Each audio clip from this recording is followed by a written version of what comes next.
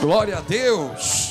Eu cumprimento a igreja com a paz do Senhor Jesus. Amém. Quem está alegre de estar na casa de Deus, diga glória a Deus.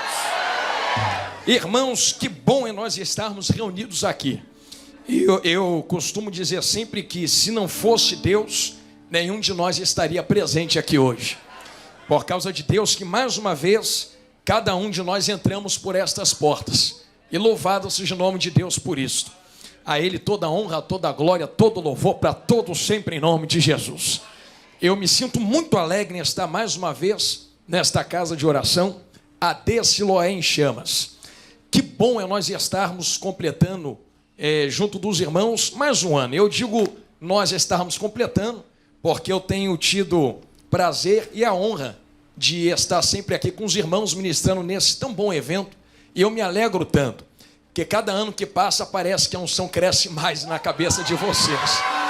Então que Deus conserve vocês nesta graça, nesta unção, em nome de Jesus. Quero louvar a Deus pela vida dos meus amigos, pastor Fábio, pastora Patrícia, vocês são bênção demais. Pensa num casal de Deus, irmãos. E vocês têm não só o meu amor e o da minha esposa, mas também o nosso respeito e admiração. Vocês são bênçãos de Deus. Que Deus continue abençoando vocês. Quando eu faço menção ao pastor Fábio, pastora Patrícia, todos os pastores, ministros, obreiros, que bom ver vocês de novo. Deus continue abençoando vocês em nome de Jesus. Eu me faço, como sempre, acompanhado da minha vaza. Que linda de Jesus. É isso que eu ia falar, pastora. Lá em casa ela falou assim: Jonathan, eu vou na paleta. E na porta da varanda eu já fiquei reparando ela. Está na paleta mesmo, glória a Deus.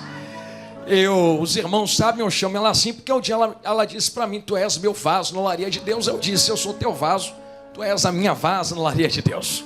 E nós somos ali da Assembleia de Deus em Marechal Hermes. Trazemos um abraço dos irmãos de lá aqui para esta igreja. Amém? Amém. Eu faço questão também de dizer que da Assembleia de Deus em Marechal Hermes não está somente eu ou minha esposa. Tem um grupo da minha igreja aqui hoje. Vocês pensaram que eu não ia falar de vocês. Só levanta a mão assim vocês. Isso, o povo todo tem que ver vocês três aí. São ovelhas que congregam conosco ali no nosso campo e são bênçãos de Deus. Bênçãos de Deus. Então me faço muito alegre que eu estou entre irmãos queridos e também irmãos queridos que congregam ali comigo. Então estou em casa aqui hoje, glória a Deus. Quem tem Bíblia, diga eu tenho. Saca a tua espada da tua aljava, então, em nome de Jesus. Pega aí a arma mais poderosa que existe no universo. Tem um texto, irmãos, que está queimando no meu coração.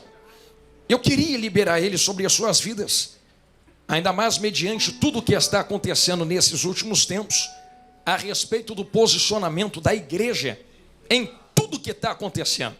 Então quero convidar você a abrir a sua Bíblia no Evangelho de Cristo segundo escreveu Lucas capítulo 21, versículo 29. Lucas 21, 29. Localiza isto na sua Bíblia agora. Se você não possui o exemplar bíblico, os irmãos da mídia acabaram de colocar aqui. Você pode acompanhar conosco aqui no telão. Se você encontrar alguém que não possui exemplar bíblico, compartilha da palavra de Deus com esta pessoa aí agora. Você que encontrou Lucas 21, verso 29, diga eu achei. Assim está escrito na palavra de Deus. Ainda lhes propôs uma parábola dizendo: vede a figueira e todas as árvores. Quando começa a brotar, vendo-o sabeis por vós mesmos que o verão está próximo. Assim também quando virdes acontecerem estas coisas, sabei que está próximo o reino de Deus. Em verdade vos digo que não passará esta geração sem que tudo isso aconteça. Passará o céu, passará a terra, mas as minhas palavras não passarão. Amém? Amém. Tome seu assento em nome de Jesus. Eu peço toda a sua atenção agora. Glória a Deus. Deus é bom e a sua misericórdia dura para sempre. Isto, tome seu lugar. Deixa eu posicionar aqui assim, desse jeito. Irmãos e irmãs, eu tenho certeza que Nesses últimos dias, o coração de muitos, principalmente aqueles que fazem parte de alguma igreja, congregação, ou movimento de fé cristã, tem se estremecido com o que tem acontecido na face da terra. Eu tenho certeza que os irmãos e as irmãs têm acompanhado tudo o que tem acontecido no mundo acerca de guerras e rumores de guerras. E eu vejo até mesmo muitas pessoas temerosas dizendo: Jonathan, vai estourar a terceira guerra mundial agora. Vão influenciar o Brasil, vão colocar esse povo que não tem nada a ver com isso no meio desse turbilhão de confusão. E no final nós vamos pagar o preço. E até mesmo algumas pessoas se posicionaram dizendo: mas graças a Deus, porque Jesus está voltando. E de fato existe um ensinamento para a igreja dentro desse pensamento. Todas as vezes que nós olhamos para a nação de Israel, nós precisamos entender que Israel funciona como um relógio de Deus na terra. E tudo o que acontece com Israel, de fato, é um reflexo para nós entendermos a volta de Cristo. Mas pastor, o que é volta de Cristo? O que é que isso tem a ver com a minha vida? Então, para nós não pegarmos do meio ao final, eu preciso entrar no começo de tudo para lhe explicar o que é arrebatamento, o que é a volta de Cristo, e o que é que está acontecendo na terra, o que é que vai acontecer daqui em diante, e o papel de cada um que está sentado, me olhando de olho arregalado, nesta noite, dentro de tudo isto que está acontecendo. Eu sei que Jesus foi muito categórico e claro, igreja, em dizer para vocês não temerem, e não colocar o vosso coração em desespero. Ele disse que haveriam guerras e rumores de guerras, mas ele nunca disse que quando estourasse uma guerra ou super guerra, é que a trombeta iria tocar. Na verdade, quando você lê Mateus 24, assim está escrito: haverão guerras, rumores de guerras, mas não se preocupem, não se desesperem, porque ainda não é o fim. Jesus sempre deixou claro que guerra não é estopim para arrebatamento. Guerra não é estopim para fim de todas as coisas. Se eu puder colocar as claras aos irmãos, vocês vão entender que se guerra fosse estopim para terminar tudo, então já era para ter terminado há milhares de anos, porque guerras não começaram agora. É muito tempo que já tem guerra na terra, e é muito tempo que está sendo prometido que Jesus volta, e ele ainda não voltou. Porque ele não disse que fosse quando estourasse guerra que ele iria voltar para buscar a igreja. Aí alguns dizem: não é guerra não, é fome. Mas ele também não disse que quando tivesse fome ele iria voltar, porque sempre teve fome. Aí alguns vão dizer: não, é perseguição. Quando perseguirem a igreja, Jesus volta, mas também não. Sempre teve perseguição, Jesus ainda não voltou. Eu gosto muito de trazer um pensamento, e talvez alguém já me tenha ouvido falar isso em algum lugar, mas eu repito aqui, que Jesus sempre disse que ainda são princípios de dores. O que é princípio de dores acerca de guerras? Eu sei que tem muitas mamães aqui que vão entender o que eu vou falar. Quando você estava grávida, a ponto de dar à luz ao seu filho ou à sua filha, você ficou com 9 meses, a barriga cresceu, e quando estava perto da criança nascer, o que aconteceu com você? Você não começou a sentir dores de parto? E quanto mais se aproximava do bebê nascer, as dores não diminuíam o tempo entre si, entre as contrações. Cada vez contrações maiores e o tempo curto entre elas. Então, quando Jesus fala de guerras, rumores de guerras, fome, perseguições, esfriamento do amor, doenças, ele não está dizendo que quando aparecer uma guerra, ele está a ponto de voltar. O que ele está dizendo é comparando a terra como uma mãe, e o arrebatamento é uma criança que está a nascer. E ele está dizendo para a igreja: olha para as guerras, porque cada vez que as guerras aumentarem os seus níveis, e o tempo entre elas diminuírem, assim como uma mãe está para dar luz, isto é um sinal de que eu estou próximo de voltar. Só que ele não definiu uma data ou uma super guerra. Quando você lê Mateus 24, o que ele define é: então esse evangelho será pregado em testemunho de todas as nações. Aí o fim está autorizado a acontecer. Então o fim não vem com Israel jogar bomba em Irã, Irã devolver, Estados Unidos entrar. Tem todo um cenário geopolítico que realmente está sendo preparado para o anticristo. Está sim sendo preparado. Porém, Jesus nunca disse que é esse cenário estopim para a igreja. Jesus colocou nas tuas mãos, o que é o gatilho para o arrebatamento. E quando fala assim, parece que a responsabilidade é sua, mas não é. Porque não é a igreja que controla a última trombeta do arrebatamento. Porque só o dia e a hora, quem sabe, é Deus que está sentado no trono de glória. Mas se Cristo passou essa responsabilidade para vocês, dizendo que é quando o evangelho fosse pregado, e a ordem para a igreja é: ide por todo mundo e pregar o evangelho a toda a criatura, então eu não posso fugir desse mandamento e dessa responsabilidade. O que eu olho para vocês hoje, nesse começo de pregação, dizendo, por favor, eu quero encontrar o meu Jesus com a igreja na glória.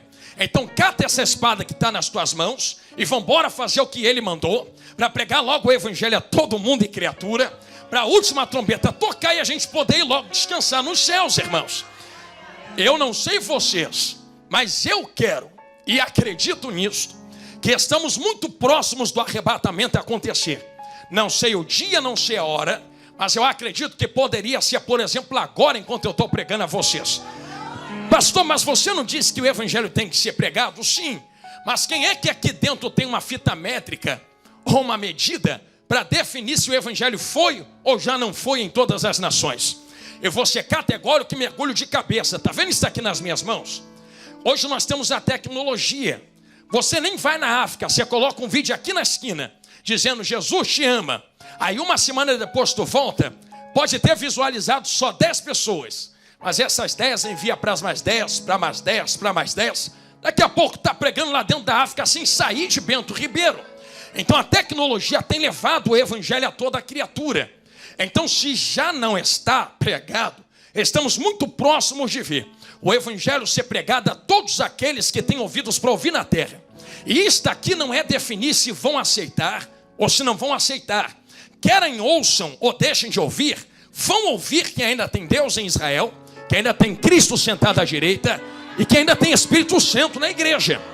Ah, mas eu não acredito. Não, mas isto aqui não depende da sua fé em acreditar. Pastor, não acredito, o arrebatamento vai acontecer sem tu acreditar. Pastor, eu acredito muito, mas quando a partir do momento que todos ouvirem o evangelho, acreditando ou não, o evangelho vai ser concreto, o arrebatamento vai acontecer, a igreja vai entrar na glória, quem quiser ficar, fica, quem quiser ir, vai. Eu sei que eu sou o primeiro a entrar saltitando dentro da glória. Quem é o segundo que vem comigo? Aleluia! Nós entraremos nos céus. Só que eu preciso fazer uma recapitulação para poder localizar vocês dentro do contexto histórico que eu estou montando com muita calma diante de vós. O que é que Jesus tem que voltar? Se ele volta é porque foi para algum lugar. Se foi para algum lugar e volta é porque já veio antes. E é exatamente isso. Quando nós lemos dentro da Bíblia em Apocalipse, nós vemos que João está olhando para dentro da glória. Quem não me ouve, diga amém. Então só vai comendo Bíblia. E dentro da glória ele vê um trono. E um cordeiro como tendo sido morto sentado nesse trono. E é engraçado porque no mesmo texto, lê depois em casa se Jesus não voltar. Ele diz assim, estou vendo um cordeiro sentado no trono como tendo sido morto. Aí nos versos seguintes alguém grita, esse é o leão da tribo de Judá que venceu. Então no primeiro momento o João está olhando e está vendo um cordeiro. Num segundo momento olha de novo e já não vê um cordeiro. Vê um leão, mas é a mesma pessoa. Por que é que em Apocalipse ele vê um cordeiro como tendo sido morto e depois vê um leão no mesmo trono? É engraçado você pensar que isso aqui fala dos dois ministérios de Cristo. O primeiro cordeiro como tendo sido morto está falando de quando Jesus veio na terra a primeira vez. Lá, há 2000 anos atrás. Ele não veio como leão de Judá. E eu sei que a gente canta ele, é o leão da tribo de Judá. É agora, depois que voltou para os céus. Mas antes de voltar aos céus, enquanto estava na terra, ele era cordeiro, que foi entregue como tendo sido mudo. Foi mudo ao matadouro. E quando João diz que vê as marcas como tendo sido morto, alguém que está olhando de olho arregalado vai entender. Quer ver? Eu sei que tu já fez churrasco na tua casa, sim ou não? Tu já pegou a carne fatiada, foi ou não foi? Só que alguém teve que matar aquele boi. Alguém teve que matar aquele porco. Alguém teve que matar aquele cordeiro. E sabe como se mata um boi? Eu não sei se tu já viu um vídeo em algum lugar. Eles viram um boi de cabeça para baixo, cortam o pescoço, deixam o sangue sair. É isso que João está falando em Apocalipse. Um cordeiro como tendo sido morto eu estou olhando para ele e eu estou vendo as marcas por onde o sangue dele saiu. Estou vendo que saiu sangue daqui, sangue daqui, sangue daqui, sangue daqui. Ele está sentado na glória e ainda tem as marcas. Só que engraçado, que se fosse qualquer outro animal na terra, com essas marcas estava morto. Ele tem as marcas, entregou o sangue e ainda está vivo sentado no trono. Como é que é isso aqui? Quando João vê aquele cordeiro sentado no trono, ele olha de novo e não vê mais um cordeiro, crianças. Ele começa a ver um leão.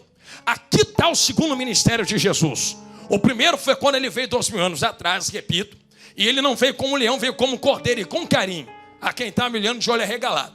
Se ele como cordeiro, crente, fez tudo o que fez, virou o mundo de cabeça para baixo. Você quer ficar aqui quando ele voltar como leão? Eu não quero estar na terra quando ele vier como leão. Porque se como cordeiro ele já botou todo mundo debaixo da vara de justiça, imagina quando ele vier montado no cavalo branco como general de guerra, leão de Judá. Eu não quero estar contra ele, eu quero estar seguindo ele naquele exército que segue ele. Tem diferença, e a diferença está diante de vós. No primeiro ministério Jesus veio salvar, no segundo ministério Jesus vem governar. Qual é o primeiro ministério, pastor Jonathan Carlos? Olha como eu estou pegando, recapitulando, tentando encaixar vocês. Adão foi criado no jardim do Éden, colocado no jardim do Éden. E Jesus vai encaixar tudo agora. E você não veio da tua mãe nem do teu pai. Ah, eu vim sim da minha mamãe e do papai. Tá bom. Teus pais vieram de onde? Ah, dos meus vovós. E teus vovós? Ah, dos meus bisavós. E teus bisavós? Ah, dos meus tataravós. Se a gente for ficar fazendo isso, vai ficar voltando no tempo. Mas vai cair todo mundo aqui no mesmo lugar. Adão e Eva, que foram criados por Deus. Estou dando uma volta fora do texto mesmo. Daqui a pouco eu entro na figueira. E quando Deus diz, através de Moisés na Bíblia, que formou o homem do pó da terra, tem muita gente que não acredita dizendo, vocês só acreditam em fantasia, eu sou feito de terra, de barro. Só que quem lê isso aqui sem o Espírito Santo, não entende o que Deus fala dentro disso daqui. Então eu vos explico o que a Bíblia diz quando diz que vocês são criados de pó da terra, de barro. A palavra usada ali, eu já citei isso em outro culto aqui, é minhadama, que é maná no hebraico, que é algo que Deus mandava no deserto. E você lembra que maná tinha data de validade. E quando alguém tentou guardar um maná para o outro dia, não apodreceu. Então quando a Bíblia diz, formou Deus o homem do pó da terra, ela está fazendo uma indicação de que formou Deus o homem de carne, algo que apodrece depois da data de validade.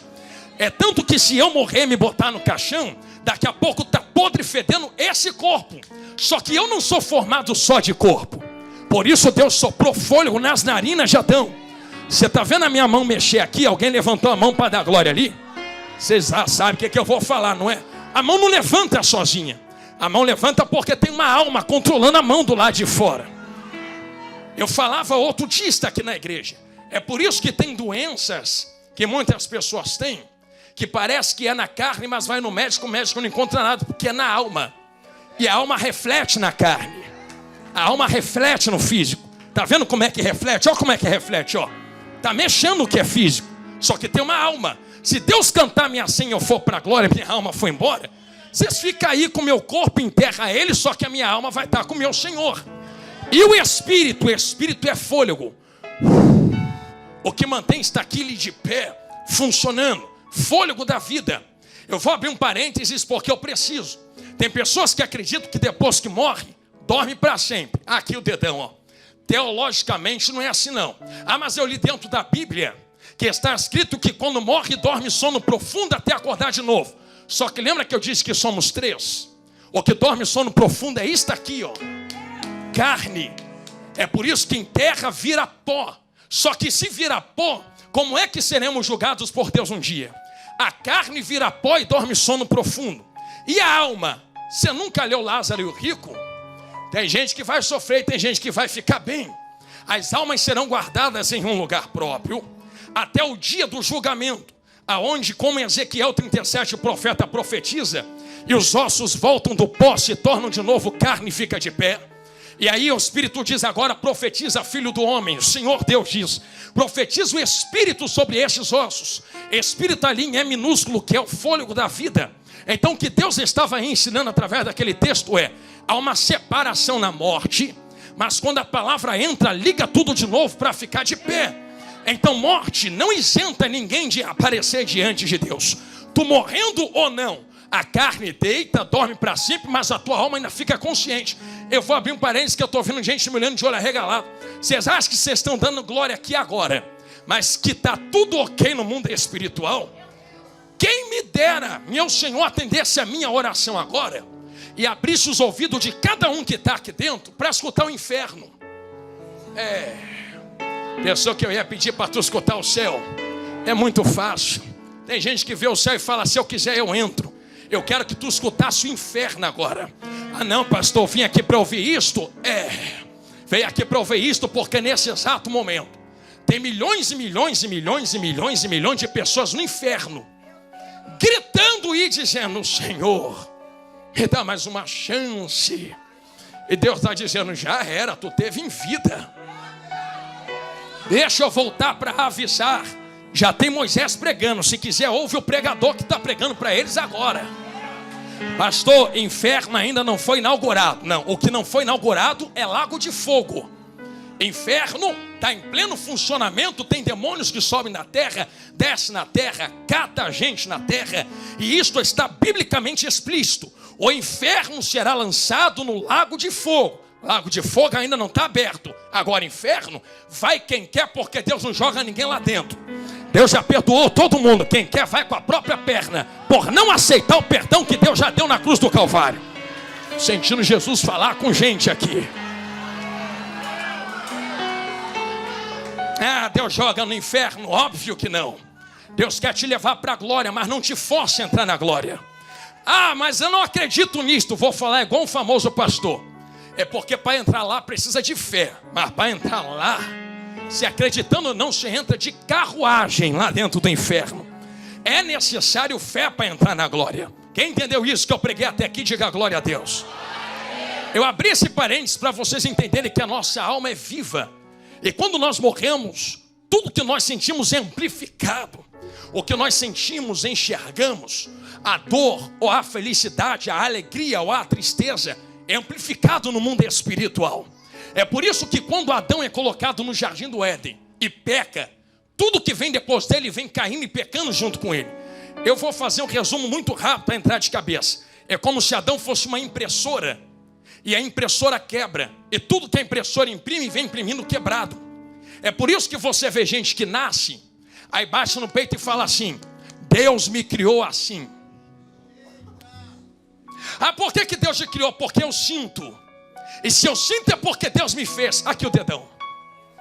Deus não te criou assim. Não, Deus me criou.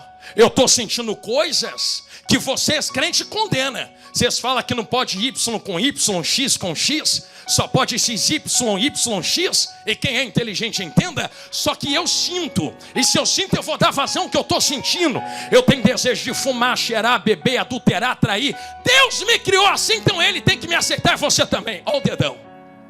Se continuar nesse caminho, tu vai encontrar o diabo no inferno.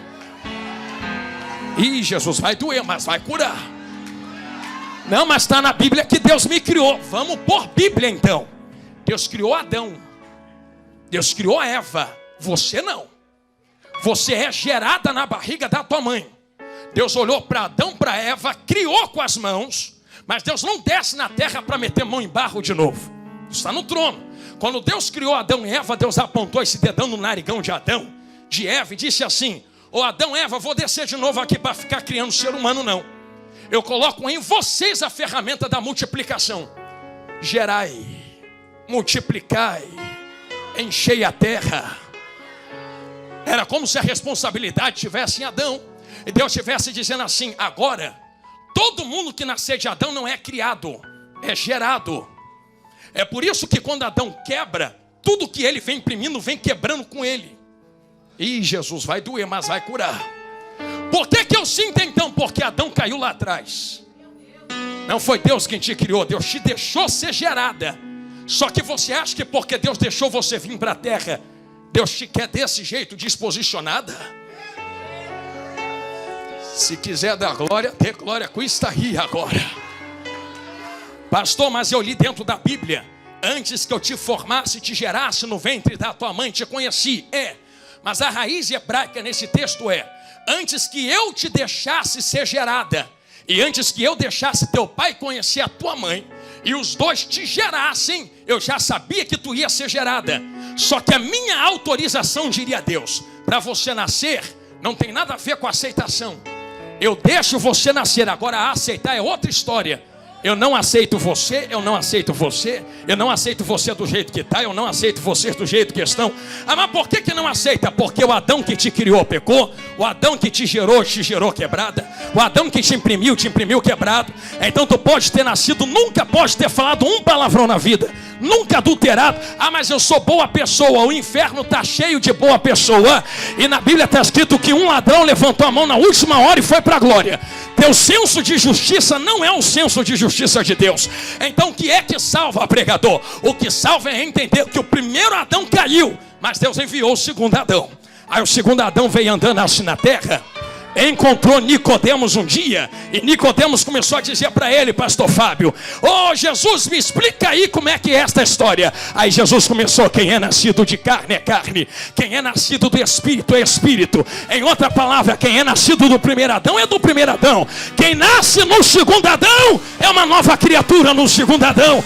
Jesus, eu não estou entendendo. Aí Jesus olha para ele e diz: tu é mestre em Israel. Vai doer, mas vai curar. Tu é mestre em Israel.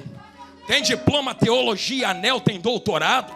Você é formado com 5 faculdades, 10 teologia, e não entende isso aqui?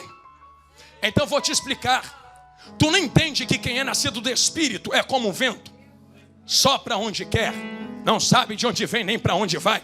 Estou chegando na figueira, mas só ouve a sua voz. Como assim, pastor? O que Jesus estava dizendo? O que Jesus estava dizendo para Nicodemos é: rapaz, não é porque tu nasceu que Deus te aceita. Tu nasceu do primeiro Adão todo quebrado, está sentindo coisas que não é para sentir. É, Deus, é verdade. Você quer nascer de novo? Só que agora tu vai nascer do jeito certo. Senti a flecha entrar no coração agora. Como é que eu nasço de novo? É só morrer. Vou eu entrar, disse Nicodemos, vou eu entrar na barriga da minha mãe para nascer de novo? Não, rapaz. É só cumprir Gálatas capítulo 2 dentro da Bíblia. Já estou crucificado com Cristo. Vivo não mais eu, estou morto. Cristo vive em mim, estou vivo de novo. É que eu sinto Ele aqui. Eu vou arriscar a dizer algo que eu vi um pastor pregando outro dia. A tua maior guerra não é contra demônios, não. Ai, Jesus, quem dera. Tua maior guerra não é contra o diabo, não. O diabo está revoltado. É só usar o nome de Jesus. Acabou. Sabe qual é a tua maior guerra? Pega essa mão direita assim que tu tem. Bate no peito. Tu achou teu maior inimigo. Teu maior inimigo é tu mesmo. Pastor, me explica isso aí, está na Bíblia? É óbvio que está na Bíblia. A Bíblia diz em Romanos que Deus os entregou às próprias concupiscências para se destruírem nos próprios desejos e vaidades. O que é que Deus estava falando em Romanos? Acerca do pecado contra o Espírito Santo. Qual é o pecado imperdoável que Jesus fala? Não é alguém dizer assim: eu não gosto do Espírito Santo, e xingar. O pecado imperdoável é uma pessoa que está tão perdida, tão distante, que Jesus fala, mas entra aqui e sai aqui. E a pessoa já decidiu que não quer estar com Ele, em detrimento de alcançar o que Ele pode dar, mas não o que Ele é. Jesus, me ajude a entrar por isso daqui para chegar na geração da figueira, para eu falar onde esta igreja com história está. Pastor, como assim? Abra um parênteses no Egito, volto na aceitação e a gente entra na figueira. Você lembra quando Deus diz assim: vai passar morte no Egito, sim ou não? O que Deus mandou o povo de Israel fazer? Deus não mandou pegar um cordeiro, tirar o sangue. Aí faz o que com o sangue? Passa na porta. Se tem sangue na porta, a morte não entra, sim ou não? Então peraí, o sangue tem poder para me dar livramento, para me dar vitória. A morte não entra, vai ter vida. Oh, glória a Deus. Mas e o cordeiro que deu o sangue, faz o que com ele? Gostei do meu Deus. Abre a lata de lixo e joga fora, é isso que está na Bíblia? Deus falou assim: tem um cordeiro que deu sangue para te salvar. Não queira o que o sangue faz e rejeite o cordeiro. Tu vai pegar o cordeiro, vai botar no fogo, vai assar, vai abrir a boca e vai engolir para o lado de dentro. Não queira só o que ele faz fora. Se não tiver carregando ele dentro. Ih, Jesus amado, se quiser vitória fora, tem que carregar Jesus dentro. Às vezes é melhor nem ter vitória fora, mas estar carregando Jesus dentro. Estou gostando dele dando glória, amigão. Às vezes a porta tranca, falta dinheiro, falta chave, Mas meu, já viu crente dentro da igreja que está tudo dando errado, mas ela bate no peito e diz: não interessa, eu não preciso de tesouro na terra, meu nome já está escrito no livro da vida, eu já carrego Jesus comigo. Tem gente que a vida dele é ganhar dinheiro, ganhar dinheiro, ganhar dinheiro, mas tem outros que diz: a minha vida é ganhar o céu, é ganhar o céu, é ganhar o céu. Aleluia! Eu sinto Deus aqui, porque aonde está o tesouro do homem, aí também estará o seu coração. Para uns o tesouro está na terra, só que Jesus foi claro: não junta tesouro na terra onde a traça corrói. Você luta, junta uma fortuna, a crise vem e arranca tudo, desvaloriza teu dinheiro, derruba a tua casa, acaba com as tuas finanças. Você peleja pela tua saúde quando tu está bem, aí te falta tempo para aproveitar a saúde. Tu peleja pela tua família quando tua família encaixa, aí falta dinheiro para viver com a família. Sempre vai faltar alguma coisa na terra. Aí Jesus conclui dizendo: mas junta tesouro nos céus, porque lá não tem traça nem ladrão que possa tocar. Em outras palavras, não viva pelas coisas da terra. Olha para o alto, a trombeta vai tocar. Viva pelo céu. Tenha teu nome escrito no livro da vida. Quem pode receber esta palavra, diga glória a Deus. Eu falei acerca de aceitação, e eu disse uma palavra dura 2 minutos atrás, e alguns me olharam de olho arregalado: Deus não me aceita não, pastor. Não. Se Deus te aceitasse do jeito que tu é, e que fique claro, temos crianças aqui à minha direita, até certa idade nossos filhos têm como pretexto a inocência, mas depois que alcança a consciência do que é certo e errado, entra na gama das escolhas, já é como qualquer um diante de Deus. Deus não me aceita. Deus não te aceita. Ah, me aceita assim, é esse evangelho que está levando muita gente para o inferno. Não, Deus não te aceita. Se Deus te aceitasse do jeito que tu é, o que Jesus veio fazer na terra como cordeiro? Veio passear. Jesus veio para a terra porque Deus não te aceitava, mas Deus te ama. Tem uma diferença entre aceitação e amor. Deus olhava e dizia: eu não posso aceitar por causa da lei, estão em pecado por causa de Adão, mas eu amo aqueles que não podem ser aceitos. Então vou enviar alguém que possa ser aceito, Cristo. Cristo vai para a cruz, paga o salário do pecado, e quem receber esse sacrifício de Cristo em si, eu vou levar em conta como salário pago. Em outras palavras, se Cristo morar em você, Deus não olha mais para você, Deus olha para o Cristo que mora em você. Em outras palavras, Deus não me aceita, mas aceita o Jesus que mora em mim. Deus não te aceita, mas aceita o Cristo que mora em você. Aceita a palavra que permeia o seu coração. Quem entendeu isso que eu falei, diga amém. A palavra foi sendo pregada, e permita-me abrir algo aqui, porque quando Deus entrega algumas revelações dentro de Gênesis, as revelações e a história que conta isto ainda não eram escritas, eram orais, foram passando de boca em boca, até o momento que as histórias começam a ser escritas. Aí você entra em contexto histórico, por exemplo, de Moisés, que escreve uma boa gama do Antigo Testamento. Você começa a entrar em alguns textos e alguns livros que reis escrevem, que profetas escrevem, e as escrituras foram sendo registradas e escritas. Ali Deus permeia, institui a sua lei, e toda a lei apontava para Jesus grandão. Quando Jesus pisa na terra, vem cumprindo a palavra, inaugura-se um novo tempo, o tempo do Cordeiro. E o Cordeiro está pregando, dizendo: é necessário que eu vá, para que o Pai vos envie outro Consolador. Quando ele entra em Mateus 24, cheguei onde ele mandou. Agora a gente cai em Lucas 21. Quando ele entra em Mateus 24, pregando uma escatologia terrível, ele diz assim: olha, vai ter falso profeta, vai ter falso mestre, acautelai-vos, não caiam na lábia deles. Eu preciso bater nesta tecla para entrar dentro de Lucas 21 em uma história de a igreja. O que Jesus estava falando acerca de falsos profetas? Olha que bem dentro dos meus olhos que eu vou falar isso aqui com calma. Falso profeta não é quem vem pregando mentiras. Falsos mestres não é quem vem pregando mentiras escancaradas. Eu até dizia outro dia lá em Goiás, para alguns jovens, tem dentro da Bíblia falso profeta que acertou, e verdadeiro profeta que Deus mandou trocar a profecia. Então falso profeta não se define se ele erra ou acerta a profecia. Aí eu vi alguém ali naquela igreja que está acertando tudo na vida dos outros. Às vezes é falso profeta. Ah, mas eu vi alguém ali na outra igreja que profetizou, não aconteceu, e é verdadeiro profeta. Tu quer um exemplo de verdadeiro profeta que Deus mandou trocar profecia? Vai lá e avisa o rei que o tempo dele acabou, põe a casa em ordem. Aí o profeta entra e diz, ó, acabou, Deus selou, tu vai morrer. Aí o rei vira para a parede, tu lembra, não é? E diz, Deus, tem misericórdia de mim.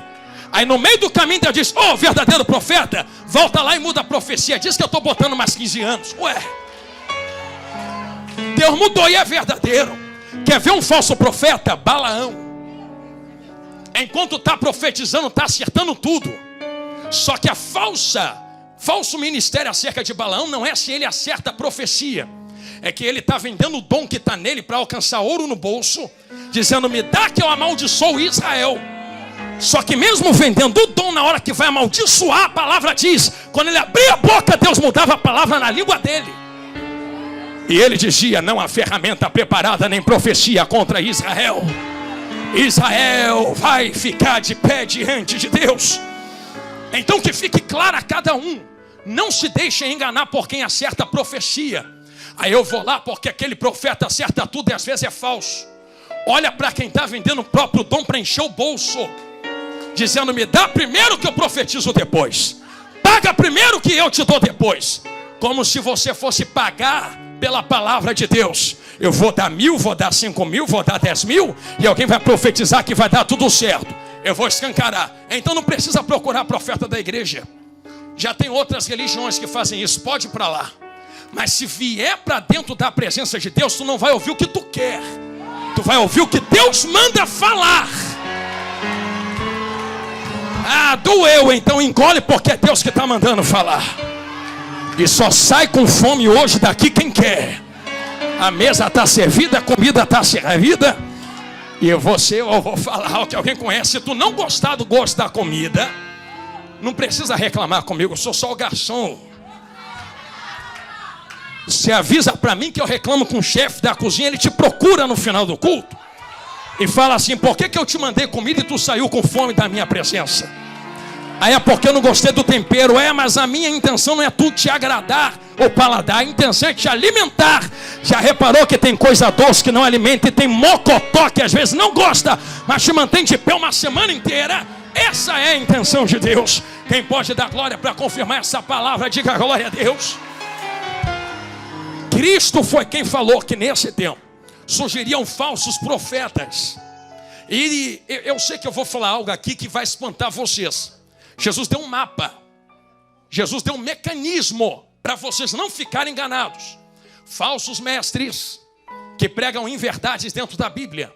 Quais são as inverdades que os falsos mestres pregam? Estou chegando na geração da figueira. E são as inverdades que Satanás usou para derrubar anjo. Vou fazer um resumo muito rápido. Você acha que Satanás derrubou anjo como? Com fuzil? Com pistola? Foi no poder que ele tentou derrotar Deus? Deus guerreia comigo no poder. Deus ia fazer assim, então vai, acabou, ganhei. Não é com poder, você sabe que é com caráter. Satanás está tentando provar que Deus não tem caráter. Eu poderia fazer uma volta teológica, mas o resumo provado na Bíblia é: Deus não tem começo e não tem fim. É por isso que quem é nascido de Deus não sabe de onde vem, nem para onde vai. Porque Deus não tem começo, mas também não tem fim. Não está falando de geografia, está falando de tempo. Agora olha que engraçado que Satanás recusa a autoridade de Deus. E isto é uma inspiração em Ezequiel e em Isaías. Porque a autoridade só pode ser respeitada se eu conheço de onde ela vem. Você quer ver um exemplo aqui dentro da igreja?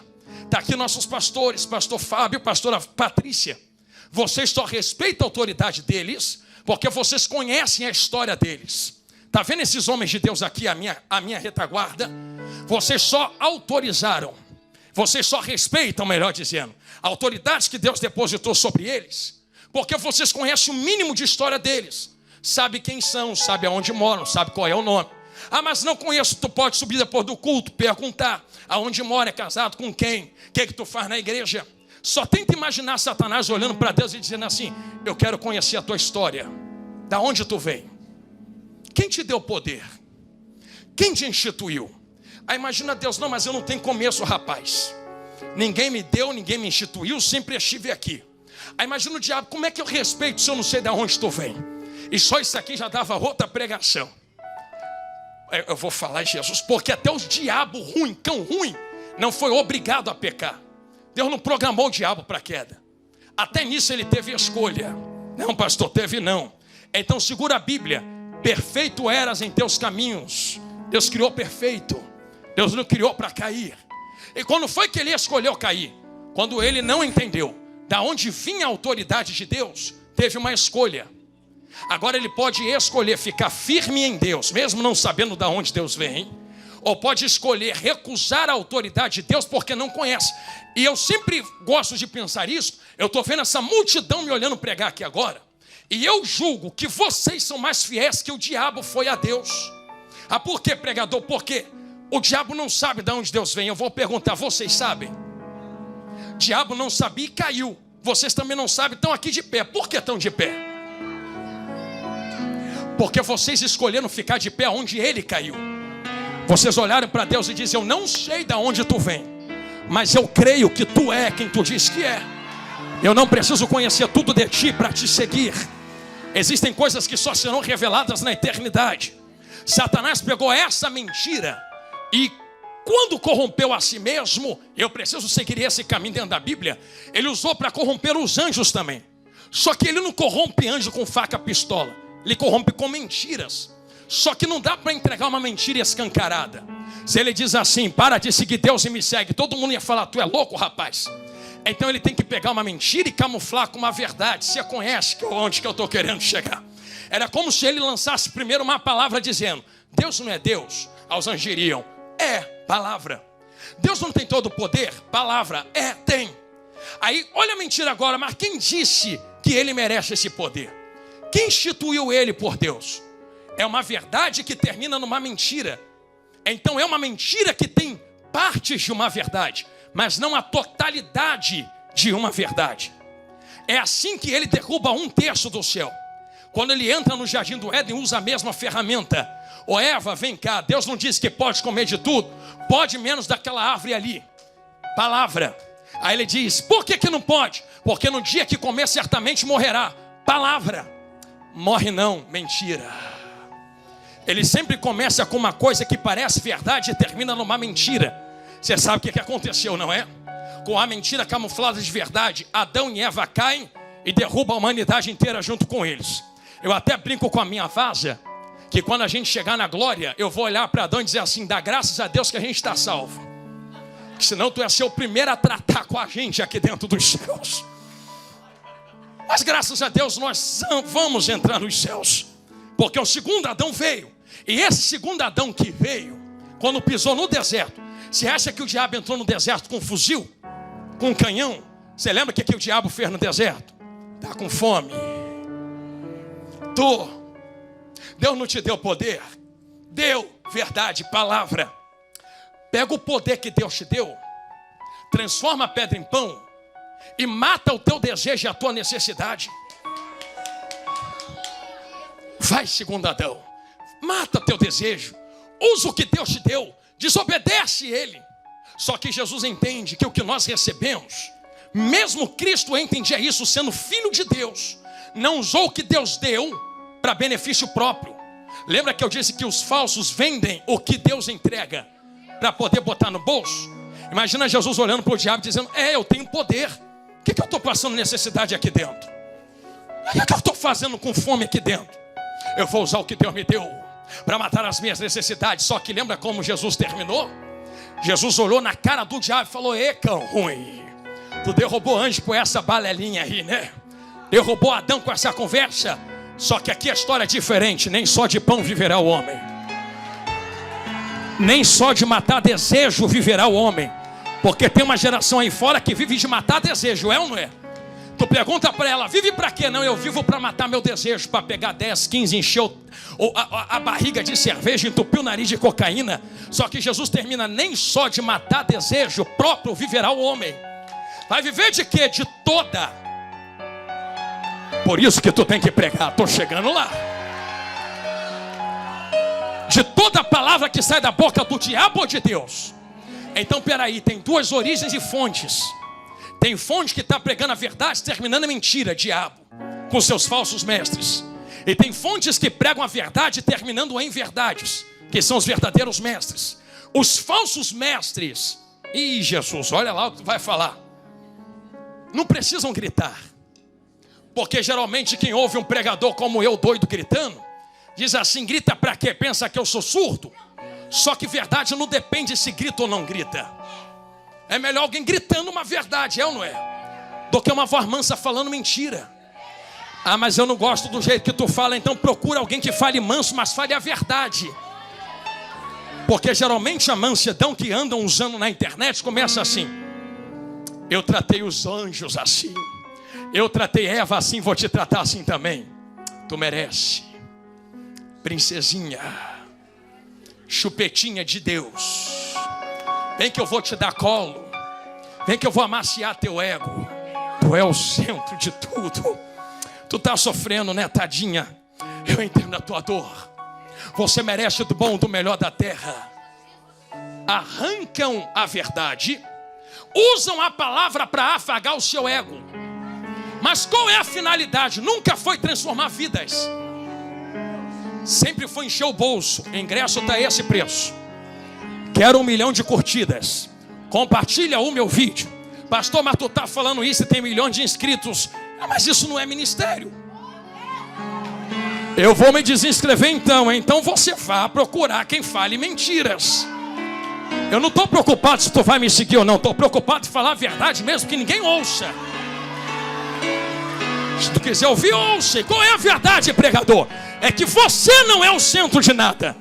Para de ouvir quem te afaga na internet, nenenzinha de Deus. Começa a ouvir quem fala, a porta é estreita, o caminho é estreito. Santidade é santidade, pecado é pecado. E você tem que fazer por onde para entrar na glória? Não, eu não vou passar a mão na sua cabeça hoje. Procurou o profeta errado. Hoje eu vou dizer que tu merecia o inferno.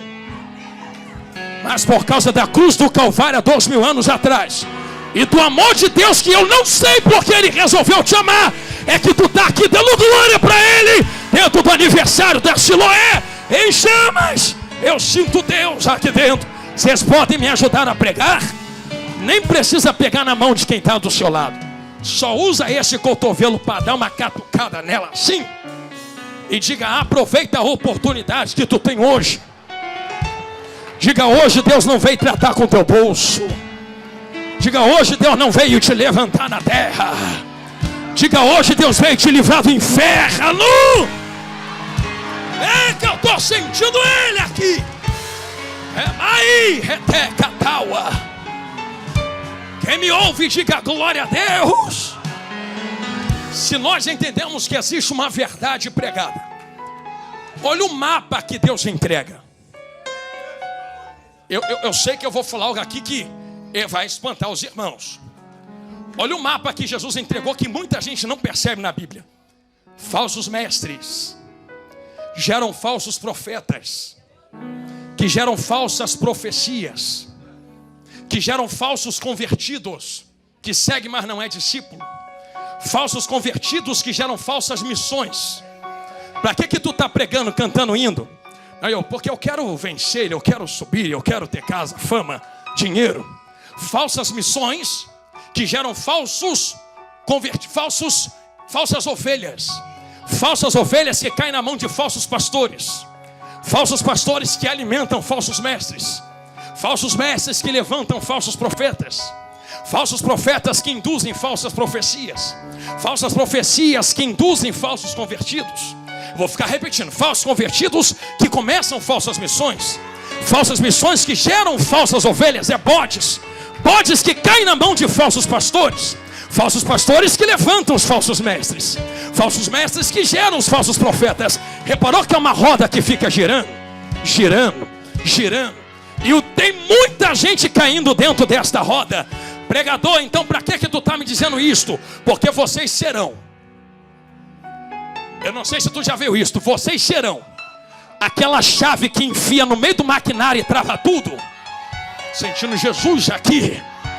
Eu sei que tu já viu o desenho animado, não viu? que a máquina está lá girando, aí vem alguém, um personagem, joga uma ferramenta lá dentro e quebra a máquina toda. Vocês são essa ferramenta verdadeira que vai travar essa máquina, porque ainda haverá um tempo em que Deus vai levantar verdadeiros nesta terra, antes do toque da última trombeta. E eu estou olhando para os verdadeiros aqui agora. Vocês serão a ponta da espada de um alastramento da pregação do evangelho verdadeiro. Pastor, aonde está isso? E esse evangelho será pregado na boca da Siloé, em testemunho de todas as nações. Então virá o fim. Eu sinto Deus aqui, profeta. Eu falo isto a vocês com esperança, porque nós seremos esta chave, pastor. Tem que acontecer alguma coisa, irmãos. Será que não te dói no coração ver milhões de almas perecendo na mão dos falsos? Não te dói o grito de quem está no inferno agora, não?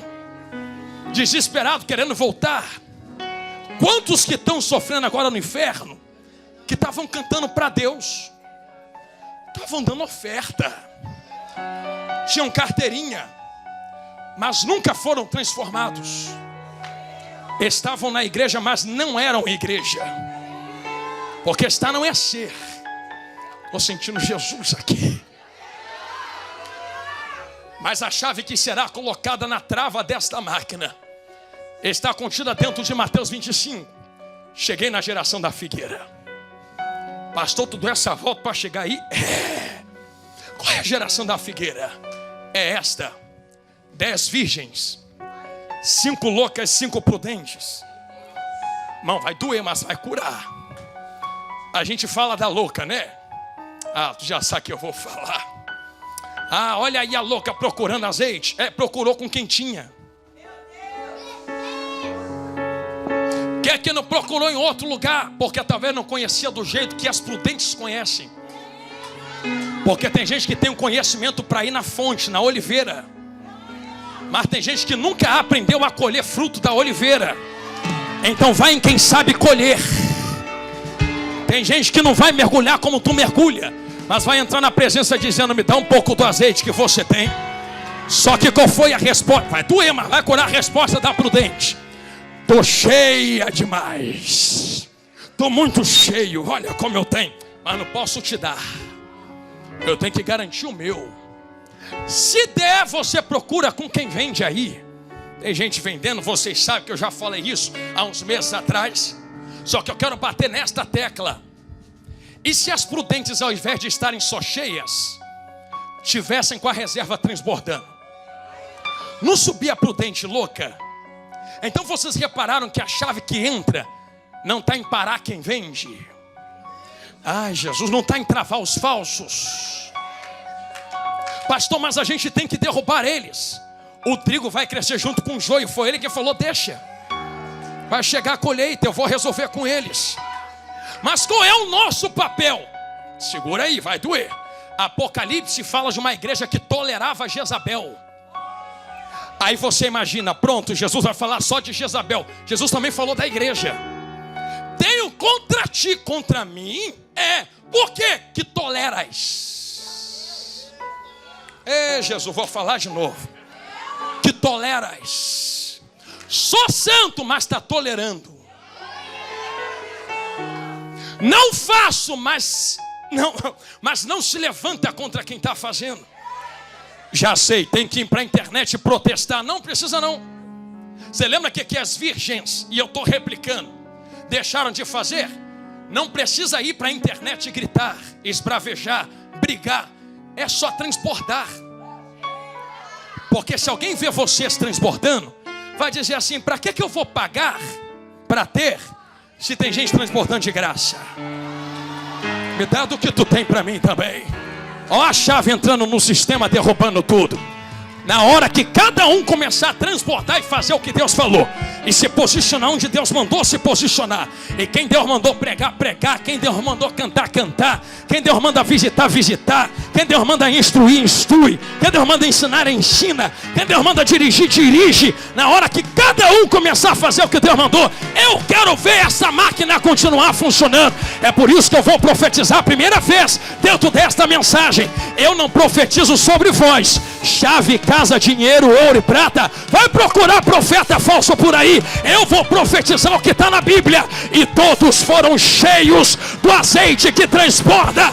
Espírito Santo de Deus. Só sai vazio daqui hoje quem quer. Mas quem quiser receber e ser cheio, eu lhe dou 15 segundos. Enquanto eu dou um gole na água aqui, abre a boca, libera o glória que ele te enche do lado de dentro.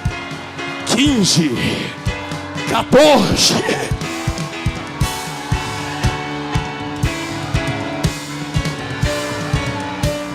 10, 9, 8, 7, Calúcia, Ratal, Quitéia, 4.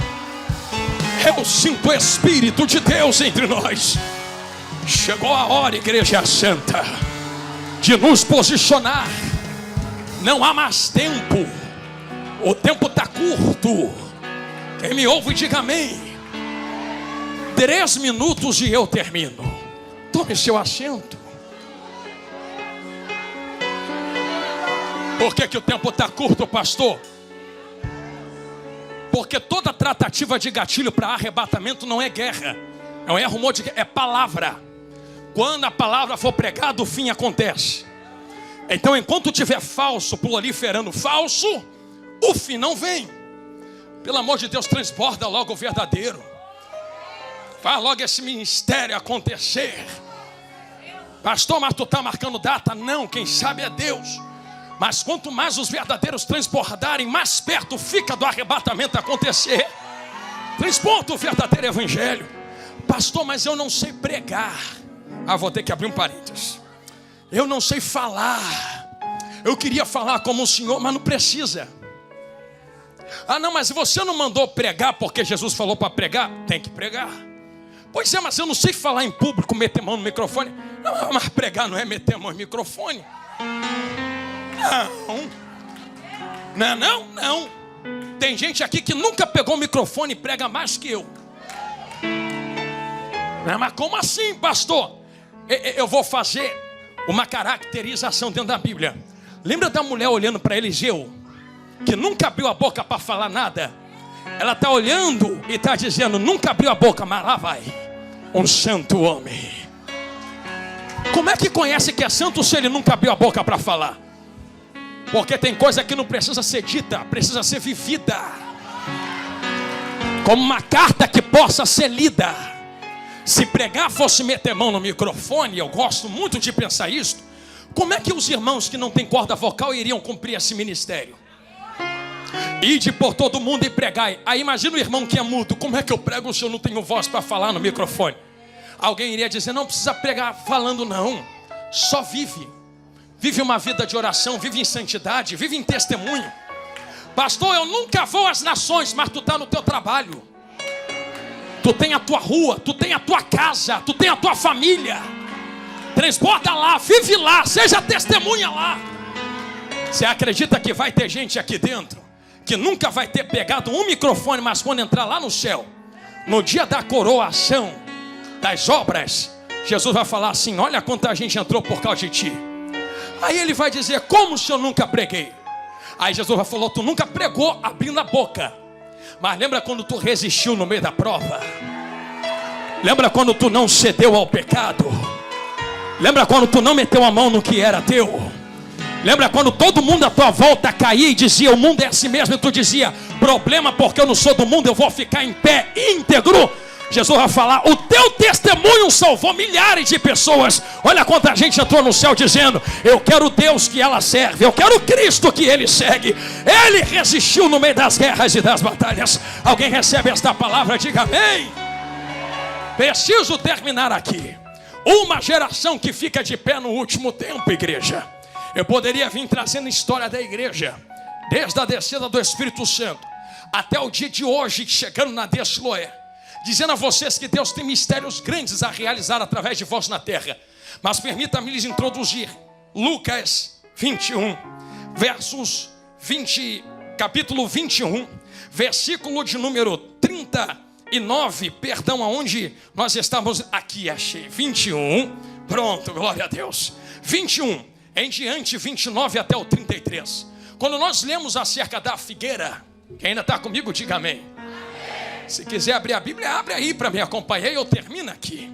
Quando nós introduzimos esse pensamento da figueira, eu vim pregando há quase meia hora a vocês acerca de geração, sim ou não? Dizendo que tem uma geração falsa e uma geração verdadeira. Você percebe que logo no verso de número, permita-me localizar, 32, mídia, por favor, coloque aí. Jesus vai deixar um recado claro a quem está aqui dentro da igreja. Em verdade vos digo que não passará esta geração até que tudo aconteça. Que geração Jesus estava se referindo? Alguns vão dizer, já sei, pregador. Jesus estava falando com Pedro, Tiago, João, então era a geração deles. É um pensamento, mas eu não acredito que seja. Então qual geração Jesus se refere? É a geração da figueira. Aquela não era a geração da figueira.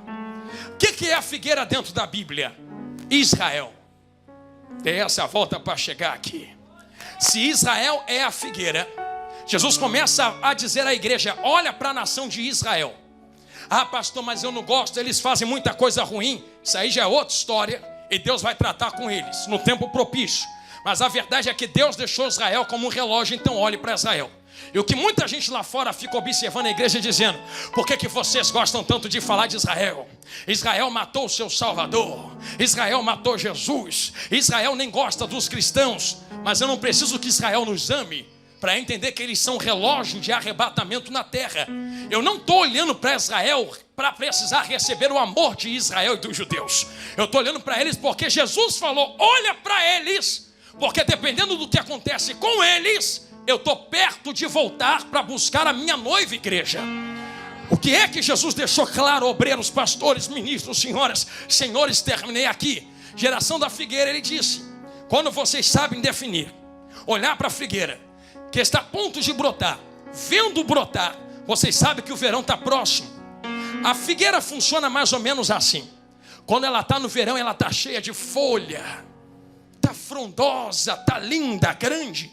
Mas quando ela sente se aproximar o frio do inverno, que fique bem claro, o inverno nem chegou, ela só sente o frio chegando, começa a perder as folhas, fica como morta. Quem olha para a figueira no inverno diz assim, morreu, cadê as folhas? Está morta, mas nada sai daí. Só que olha o que Jesus fala, só que quando a figueira começa a sentir o verão chegar, não é o verão chegar, é sentir o calor do verão chegando, ela começa a botar as folhinhas para fora. E alguém olha para a figueira e diz, meu Deus, parecia morta, não saía mais nada, mas olha florescendo de novo. Se figueira é Israel, o que Jesus estava dizendo? Nesse mesmo contexto ele diz, alguém olha para ele e diz, Jesus, olha que templo lindo. Logo no começo do 21, aí Jesus diz assim, é bonito, mas não vai ficar pedra sobre pedra. Em outras palavras, isso aqui vai acabar tudo lá no tempo de Jesus. Sabe o que acontece na história? Quando Jesus entrega a sua vida no Calvário, ressuscita, vai para a glória, aí Deus envia o Espírito Santo, a igreja é inaugurada. Quando a igreja é inaugurada é perseguida. Quando é perseguido, o evangelho se espalha na Ásia, vai para a África também, o evangelho se espalha em partes da Europa, ainda naquele tempo. Só que no ano 70, Roma invade Jerusalém e destrói tudo, rebenta o templo. Cumprindo a palavra de Jesus, não vai ficar pedra sobre pedra. Cumprindo também a profecia da figueira, entrou o inverno, perdeu as folhas. Quem olha para Israel é uma figueira no inverno. Alguém olhava para os judeus espalhados na terra e dizia, vai vir mais nada daí. Olha como é que eles estão espalhados. Nunca mais Israel vai voltar a ser nação. Só que Jesus havia dito, quando a figueira florescer e os seus ramos brotarem e Israel voltar a ser nação, vocês sabem que eu estou muito perto de buscar a sua redenção. O tempo vai passando, passa o ano 70, entra outros impérios dentro daquela terra, Passa o Império Romano, entra o Império Bizantino, e Israel não volta a ser nação. Passa o Império Bizantino, entra impérios árabes, Israel não volta a ser nação. Passa impérios árabes, entram os mamelucos, Israel não volta a ser nação. Saem os mamelucos, entram os cruzados vindo da Europa, Israel não volta a ser nação. Saem os cruzados, entra o Império mais tarde otomano, Israel não volta a ser nação. Primeira Guerra Mundial, sai o Império Otomano, entra o Império Britânico, Israel não volta a ser nação. Até que estoura a Segunda Guerra Mundial. Quando a Segunda Guerra Mundial termina, estou chegando no final, que Hitler mata milhões de judeus e outras pessoas. Em 1948, uma reunião da ONU acontece, porque judeus que estavam espalhados na terra, após todo o sacrifício e morte, começam a voltar para a sua terra de origem. E os judeus que estão entrando começam a entrar em pacto com os palestinos que já estavam lá. A ONU se sente e fala: precisamos resolver esse problema. Nós não queremos expulsar os judeus porque sofreram muito. Olha quantos deles morreram na Segunda Guerra. Então vamos fazer o seguinte: nós temos um contexto. Já que eles, está escrito na história, já tiveram nessa terra, vamos partilhar a terra, dar um pouco para os judeus e um pouco para os palestinos. E naquela reunião da ONU, eu estou resumindo muito isso daqui, em 1948, foi presidida por um brasileiro chamado Oswaldo Aranha. É por isso que eu olho para vocês com esperança aqui esta noite. Você nunca se perguntou por que Deus abençoa tanto o Brasil, não? Aqui não tem terremoto, aqui não tem maremoto. Ah, mas tem crise, eu posso falar que eu viajo o mundo? Tem crise no planeta inteiro. Alguns lugares mais, outros menos, mas não é evidência do Brasil, não. O lugar todo do planeta está em crise. Mas deixa eu falar para vocês, quando nossos cultivadores plantam, a terra não entrega. Tem lugar que planta, não cresce mais. Nós temos a maior floresta do mundo, temos água doce para dar e vender. Não tem terremoto, não tem maremoto, não tem furacão, não tem tufão, não tem vulcão. Eu sei que a gente está vivendo uma violência terrível, mas qual é o país que entra aqui dentro para sair matando todo mundo? Nenhum país se levanta contra o Brasil. A gente, entre aspas, teoricamente vive uma paz com outras nações. Mesmo a Bíblia dizendo que no último tempo nação se levantaria contra nação. Parece que todo mundo erra o Brasil no meio do tiroteio. Acontece em volta, mas não acontece no Brasil. E a gente fica olhando para toda a crise que acontece e diz: meu Deus, é crise realmente. Porque é chegado o fim dos tempos, está se aproximando. Mas eu quero mostrar a vocês que mesmo com toda a dificuldade, vocês são tão abençoados. Somos tão abençoados. E por que somos tão abençoados, pastor? Estou fechando a Bíblia. Tem um mistério com os brasileiros. Eu ouvi um pastor pregar outro dia, ele dizia assim: você está vendo que a gente é o povo mais misturado que tem na face da terra? Eu estava presente quando ele pregou isso. Não fui eu quem falou esta palavra. Ele dizia assim, que quando a gente entra na Inglaterra, e isto aqui é verdade. Eu estive em Londres, a gente olha para os ingleses e é tudo branquinho. Aí a gente vai lá em Angola, lá em Luanda, onde a gente foi, pastor, são tudo da nossa cor moreninha, assim, tudo escurinho até mais. Aí você vai lá no Japão, onde eu estive ano passado, são tudo baixinho, branquinho, dos olhos puxados. Aí você entra no Brasil, olha para o lado aí, tudo misturado, bagunçado. Eu lembro que o pastor falou assim: lá na Angola corre sangue angolano, lá na Inglaterra corre sangue inglês, no Japão corre sangue japonês, no brasileiro corre japonês, inglês, francês, árabe, tudo aqui dentro, ó. Todas as nações estão correndo nas nossas veias. A gente é um povo de misturas, de culturas, de povos. E isto não é à toa. Deus tem um propósito nisto. Através de um brasileiro, Israel foi decretada a voltar a ser nação na assinatura da ONU. Deus olhou com carinho para o Brasil, a ponto de, eu estou chegando no final, a ponto de depois da assinatura da ONU, Israel voltar a ser nação. Parece que Deus deu um grito do céu: olha para Israel agora, que milhares de anos a figueira não floresceu, mas em 1948 alguém levantou uma bandeira com a estrela de Davi, fincou e falou: a figueira cresceu de novo. Aí Jesus voltou lá no texto e disse: a geração da figueira não passará. Pastor, como assim não passará? 1948 para hoje já tem mais de 70 anos. Teve gente que viu, morreu e Jesus não voltou. Mas quanto tempo dura uma geração dentro da Bíblia? Você acha que a geração dura o tempo que tu vive? Pela Bíblia eu não vou dar volta, porque é muito forçoso teologicamente falando. Só vou resumir bastante. Pela Bíblia, segundo gerações que ficam dentro do Egito, ou gerações de Abraão, e por aí vai, ou gerações de tempo que Deus fica sem falar na terra, geralmente é 100 a 120 anos. 100 a 120 anos. Pastor, tu está marcando data? Não, mas se Jesus deu, vai reclamar com ele. É que Israel já foi formado mais ou menos a 80. Eu acho que de 80 para 100 está muito perto. Gostei do teu verdade. Eu acho que de 80 para 120 está muito perto para a gente brincar de ser crente. Eu acho que tem gente contando que ainda vai vir mais 100 anos pela frente. E está faltando isso aqui para a trombeta tocar e tem gente dormindo. Você não entende que a geração que não passará é a tua, é teus filhos, é você, é a nossa, de pregador doido que sobe no altar gritando, suando igual cuscuz na panela, cheio do poder do Espírito Santo. É esta geração que não passará. E qual é o contexto dessa geração que não passa, pastor? É que lá em 1948, quando Israel fincou a bandeira, terminei, voltou a ser nação, Deus olhou para o Brasil e falou: opa! A palavra tem que ser pregada. Israel já voltou. Mateus 24, 14 tem que se cumprir. Como é que eu vou cumprir Mateus 24, 14? Preciso de um povo para pregar isto. Preciso de um povo para levar isto. Ai, Jesus, lá vai. Preciso de um povo para entregar isto às nações. Qual povo eu vou levantar para entregar isso às nações? Levanta esse povo assim. Lá em 1800 e lá vai fumaça. Terminei. Alguém se colocou diante de uma congregação, Jonathan Edwards, pregando pecadores na mão de um Deus irado. Foi tanta glória que a Inglaterra inteira se converteu. Deus pegou do fogo na Inglaterra e levou para os Estados Unidos. Deus precisou de um Jonathan Edwards para mudar a nação da Inglaterra. Aí Deus entrou nos Estados Unidos, precisava de um. Encontrou o pastor Seymour na rua Azusa, dizendo: faz de novo, faz de novo, faz de novo, faz de novo. Deus usou um para mudar a Inglaterra, usou um para mudar os Estados Unidos. Olha o que a Inglaterra é hoje. Olha o que os Estados Unidos é hoje. Só que não terminou lá.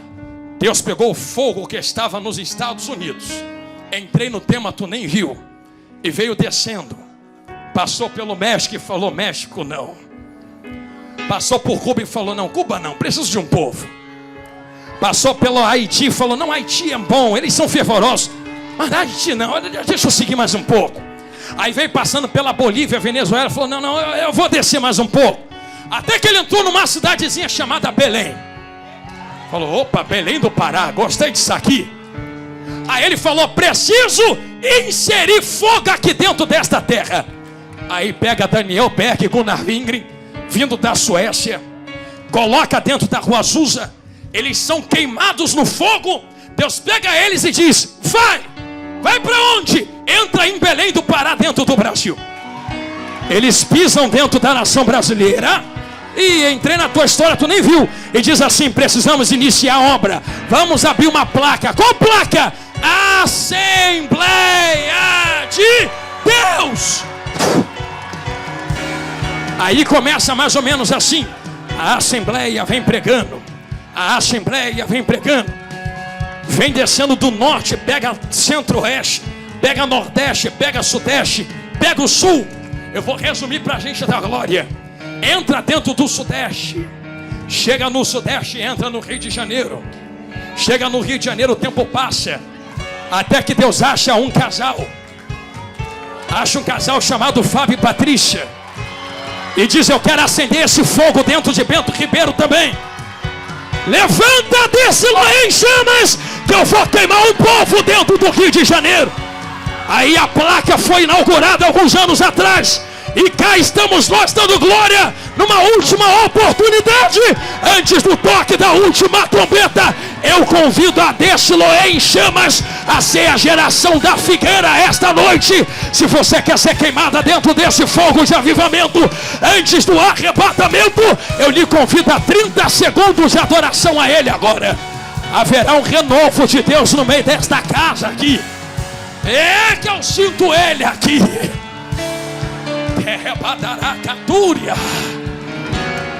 Eu vou resumir o que está escrito aqui que eu falei. Elas vão lembrar. Depois que o Brasil é usado por Deus para ser participante da profecia da figueira, parece que multiplica histórias, profecias. Sabe o que Deus falou em 1970 de vocês? Deus levantou um pastor que eu acho que ninguém aqui conhece, Billy Graham, que vinha tocando nas bandeiras. Aí ele pegou dos Estados Unidos e falou: Jesus, aviva os Estados Unidos. Jesus falou: não, tá bom, vou fazer uma coisa aí. Jesus, aviva a França. Não, tá bom, vou tocar na França. Jesus pega o Japão, pega a África. Tá bom. Quando ele pegou na do Brasil, Jesus falou: para aí, isso é história, não estou inventando. Ele ficou com a bandeira na mão dizendo: meu Deus, meu Deus, que é isso nesta nação? Alguém puxou o paletó do pastor Billy e falou: vamos embora, pastor Billy, tem muita coisa para a gente fazer ainda. Ele: não consigo. Por que não consegue? O Espírito do Senhor me levou em visões a esta bandeira. O que tu via? Eu via que Deus escolheu esse povo aqui.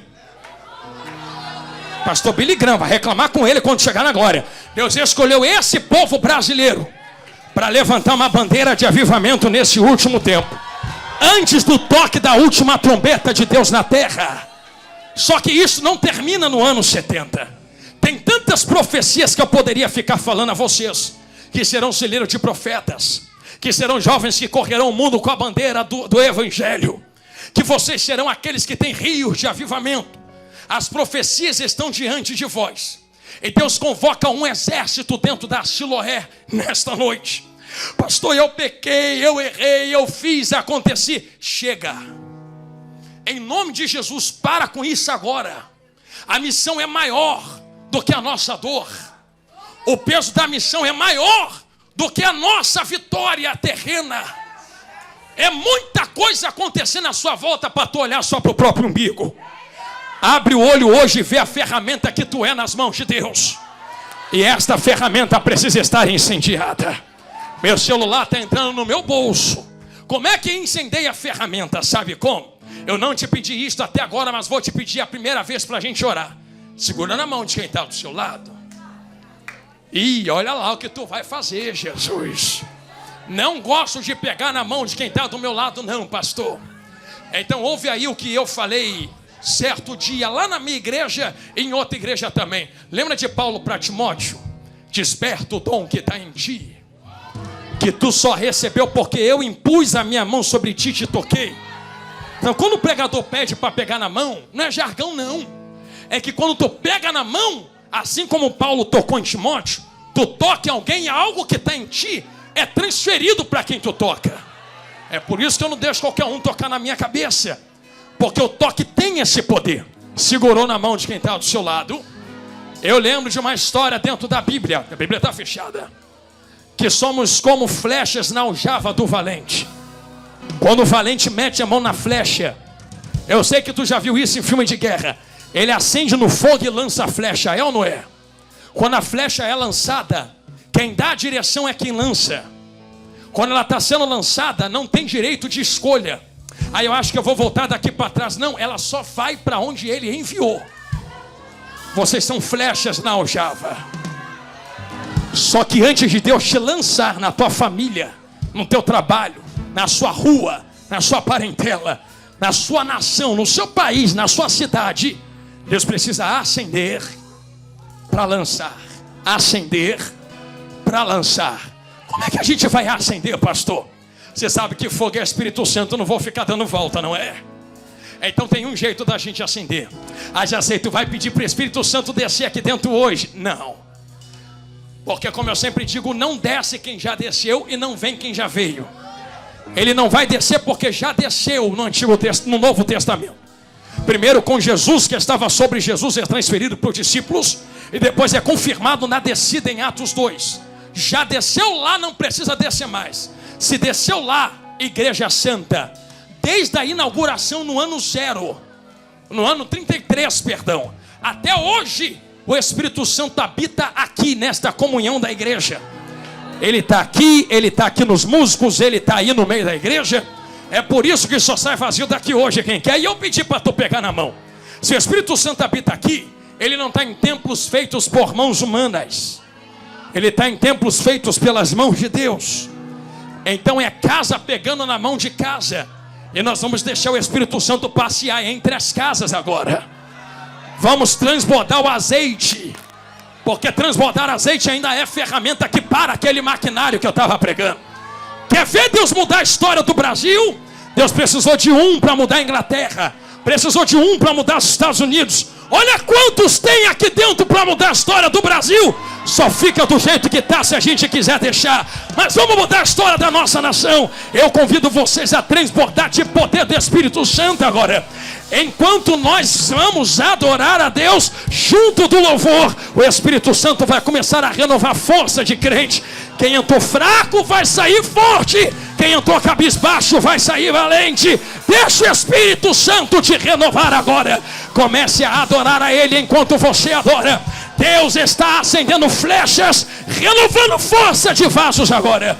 É mai rebadacatal de refaia. É mai reteia. Calúcia. Catal de rebadaracatúria. Quem tem língua estranha, cante em língua estranha agora. Comece a orar a linguagem dos céus. Uma ferida de fome por ti. Fere em meu coração. Uma ferida de sede por ti. Ensina. Ensina-me a clamar e a suplicar. Até que o Senhor venha. É hoje, Jesus.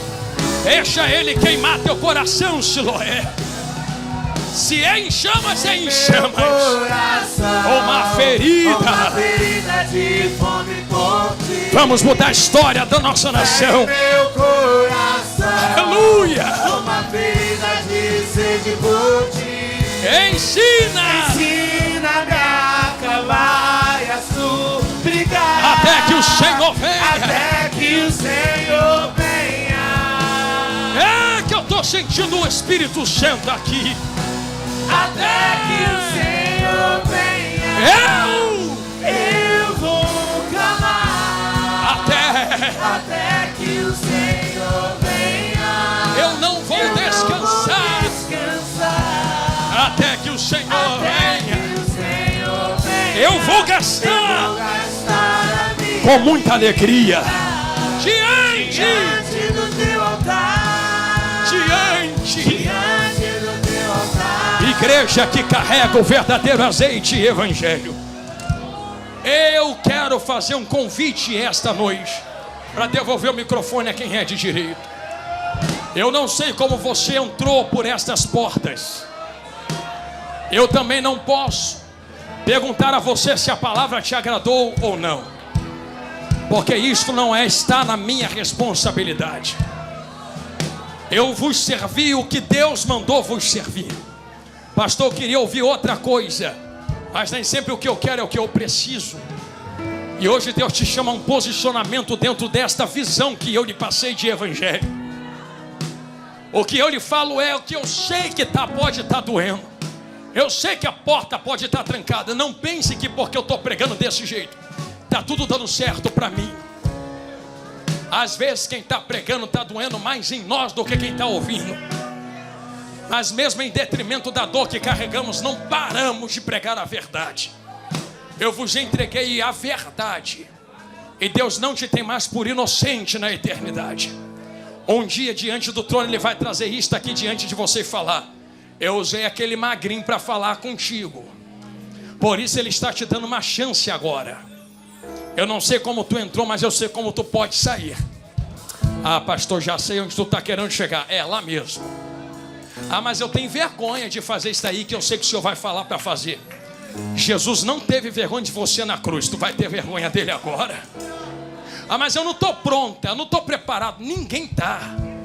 Está pensando que eu estou pregando porque eu sou super-homem? Eu levanto todo dia dizendo: Jesus, me prepara mais um dia. Ninguém é melhor do que ninguém aqui dentro, então ninguém está aqui para te julgar. A gente está aqui para te ajudar, é diferente. E eu quero conhecer onde está a primeira pessoa que quer renovar a sua aliança com Jesus, ou que quer aceitar Jesus como Salvador. A primeira está aqui à minha direita. Se tu puder trazer ela aqui, minha irmã. Aleluia.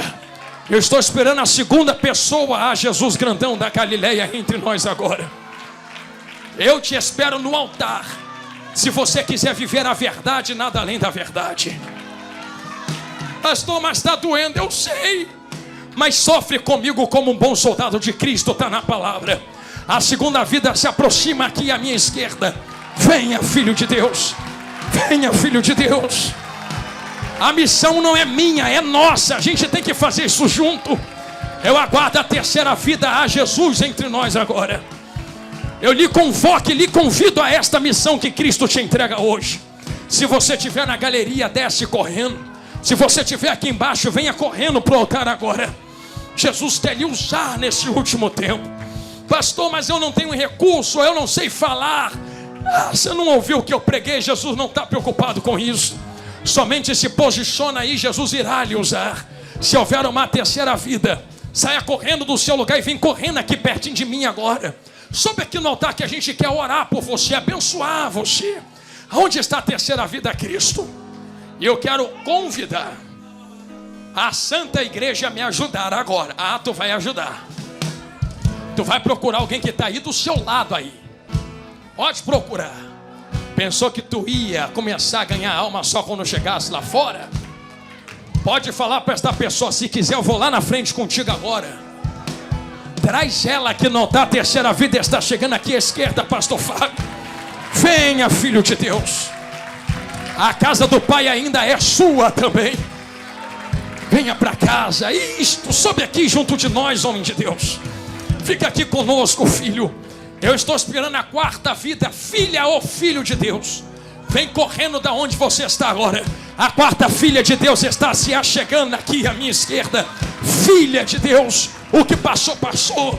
Eu estou aguardando a quinta filha ou quinto filho de Deus agora. Pastor, mas eu errei demais. Mas hoje o Senhor Deus lança o teu passado no mar do esquecimento. Ele não lembra mais. Venha reatar sua aliança com Jesus. Mais uma vida se achega aqui à minha esquerda. Filho de Deus, guerreiro de Jeová, sobe aqui conosco, filho de Deus. Eu estou esperando a sexta vida subir aqui no altar agora. Venha correndo esta noite. Eu preciso orar, mas eu não quero fazer esta oração sem você estar aqui conosco em cima desse altar. Pastor, ora aí para Deus me abençoar. Irmão, tu quer ser mais abençoado do que tu já é? Você já está respirando, você está aqui ouvindo a palavra, sentado na mesa do rei. Nós vamos orar agora por quem está reatando a aliança com Jesus. Eu espero você se achegar no altar agora. E eu vou profetizar. Eu vou profetizar que toda corrente que te segura quebra agora em nome de Jesus. O diabo não vai vencer essa guerra contra você e sua casa. O diabo vai perder esta guerra. Quem vai mandar lá é Jesus grandão da Galileia. Será que há mais uma filha ou um filho de Deus a vir correndo para o altar agora, renovar a sua aliança com Jesus? Pastor, eu já sou crente já. Deixa eu perguntar, tu é crente por quê? Não, eu sou crente porque olha a minha camisa do congresso, olha o meu terno, a minha gravata, olha a minha saia. Tu acha que é crente que se veste como crente? Porque carrega a Bíblia de crente, tem até a carteirinha na membresia da igreja. Vamos fazer o seguinte então, pega a tua carteirinha, a tua gravata, a tua saia. Quando a trombeta tocar, tu estiver na porta do céu, tu chega para Jesus e fala assim: ó minha carteirinha, deixa eu entrar. Ó minha gravata, deixa eu entrar. Tem gente que é como dracma, está na casa mas está perdida. Isso aqui vai pegar agora e receba se quiser. Tu está cantando, está ofertando, está dizimando, é muito bom. Mas em Apocalipse fala de alguém que estava cheia de obras e Jesus fala assim: volta para o primeiro amor. Quanto tempo tu não ora mais? Quanto tempo tu não tem mais prazer na presença? Vem porque tem que vir. Está aqui porque não tinha lugar melhor para estar. Jesus te chama hoje para subir correndo nesse altar, renovar a aliança com Ele. Vem ser encontrada dentro desta casa espiritual. Pastor, mas eu já sou crente. Não, só é quem reconhece Jesus diante dos homens e faz o coração arder na presença dele. Pastor, mas eu estou em depressão, estou em angústia. Então deixa o Espírito Santo entrar e preencher esse vazio com esta depressão. Será que há mais uma vida a Cristo entre nós? Eu te espero no altar agora, porque eu preciso devolver o microfone a quem é de direito, que eu já estou abusando da boa vontade do meu amigo. Aleluia, aleluia. Será que há mais uma vida entre nós? Pastor, para de insistir, ora logo. Não, eu vou insistir, irmão, que o diabo insiste lá fora para te matar. Tu acha que eu não vou insistir com Jesus para te dar vida? Estou te esperando aqui no altar. Se você quiser mudar a sua vida, a sua história, a sua trajetória agora, aonde está a próxima vida a Cristo, o Espírito Santo está me falando. Aleluia. Eu sinto Cristo entre nós, Igreja Santa. Será que há mais uma vida que esta noite queira reconhecer Jesus como Salvador? Será que há mais uma vida que queira aceitar a missão que Cristo lhe deu na cruz do Calvário? Será que há mais alguém que queira receber a reconciliação de aliança hoje? Eu acho que mais uma chegou, não está abraçando ali. Então, se houver mais uma, eu lhe dou mais 30 segundos e depois a gente ora. Mas eu sinto Deus aqui dentro. Sabe que se eu pudesse, aqui vem mais uma vida a Cristo. Aleluia. Olha aí para trás, Elana, olha atrás de você. Já é usada e já traz ela contigo. Aleluia. Aleluia. Glória a Deus. Pastor, mas eu estou olhando para o altar e eu estou vendo que está todo mundo vestido igual crente. Eu vou falar de novo, roupa não salva. Não adianta estar vestido como se só Deus conhece o coração de cada um. Ah, mas e se eu for na frente vão ficar pensando o quê? Nada, só que tu quer Jesus. Você acha que eu estou preocupado se alguém vai falar mal de mim ou bem? Naquele grande dia não vai dar para eu falar, eu não fui porque tinha alguém olhando o que iam pensar de mim. Jesus vai falar, problema, imagina se eu pensasse que iam falar de mim quando eu estivesse carregando a cruz. Jesus não está nem aí para o que vão falar de você esta noite. Se houver mais uma vida, você tem 10 segundos. E depois nós vamos orar por quem está aqui no altar. E toda a igreja que está abençoada, porque tem o nome escrito no livro da vida. Mais uma vida se achega aqui à nossa esquerda. Aleluia. Filha de Deus, filha do Altíssimo, isto se achega aqui conosco, minha irmã. Aleluia. Vocês têm uma missão agora. Ah, pastor, só ir aí na frente não resolve, não. Resolve muito. Não, mas e aí, vai mudar de vida? Já está mudando, só de vir aqui. Eu vou falar o que Jesus falou. Quem me reconhece diante dos homens, igual a eles e elas, eu reconheço diante dos anjos do meu Pai. É Bíblia. Só deles subirem aqui, o céu já está se movendo a favor deles. Ah, vai se mover ao meu favor também, se tu é da presença sim. Se não, é só subir aqui e a vida muda. E a história é transformada. Mas eu peço à igreja a levantar as mãos para cá agora. Nós vamos reconciliar. Pastor, mas tem como? Tudo aquilo que ligares na terra será ligado no céu. Vamos ligar eles agora, porque o nome deles será colocado diante do nosso Deus. E Deus fará novamente lembrar as promessas que tem sobre eles. Tu quer dar um glória gostoso? Tem mais uma irmã, filha de Deus nossa, chegando aqui à minha esquerda. Filha de Deus. Se for para dar glória, mas nós vamos dar um glória gostoso antes de orar. Você sabe o que está acontecendo no céu agora, não é? O que acontece no céu por um? Tu vai morar lá, não vai? Tu vai mesmo? Porque geralmente os moradores se comportam como a cidade onde vai morar. Se está tendo festa lá por um, imagine por 1, por 2, por 3, por 4, por 5, por 6, por 7. Imagina por todos eles o que está acontecendo no céu agora. Se tu vai morar lá, tu tem que fazer o que o céu está fazendo. Levante a mão em festa para eles agora. E vamos abençoar estas vidas em nome de Jesus. Ore comigo, Santa Igreja que vai morar nos céus. Senhor Deus, Pai eterno de bondade, Deus, nós conhecemos que é o Senhor quem sustenta estas 8 vidas que estão aqui no altar. Senhor, tu conheces o coração de cada uma e de cada um. Tu sabes como cada uma e cada um chegou aqui. Senhor, eu tenho certeza que só deles e delas subirem nesse altar, a vida deles e delas já está sendo transformada. Ah, Deus, não te lembras mais do passado, não. Joga no mar de esquecimento. Perdoa o que passou. Perdoa as transgressões em Cristo Jesus. Senhor, faz uma história nova na vida dos meus irmãos. Pai, eu não prometi nada que não tivesse na Bíblia a eles. Senhor, eles vieram porque entenderam a essência do verdadeiro evangelho. O Senhor abriu os olhos deles espirituais hoje. O Senhor deu a visão que muitos não têm. E Senhor, agora que eles estão enxergando a verdade, eu lhe peço, receba-os de volta na sua presença. Senhor, talvez alguém estava na sua casa, mas talvez estivesse apagado. Senhor, mais uma vida acabou de chegar no altar agora. Agora são 9 vidas, Senhor, restauradas.